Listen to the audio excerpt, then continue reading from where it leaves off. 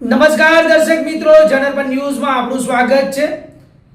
હું છું આપણો મિત્ર કંચન પરમાર। આવો સાંભળીએ આજના મુખ્ય સમાચાર।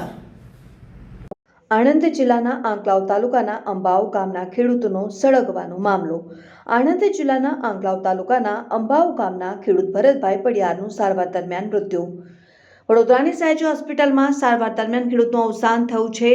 મહિલા સરપંચ અને પરિવાર વિરુદ્ધ સીએમને ફરિયાદ કર્યા બાદ ખેડૂતે આત્મદાહ કર્યો હતો। શરૂઆતમાં સરપંચ સહિત 5 લોકો સામે હત્યાના પ્રયાસનો ગુનો નોંધાયો હતો। બાદમાં સામે આવેલા વિડીયોમાં ખેડૂત જાતે આગ લગાવતો દેખાતા તપાસની દિશા બદલાઈ।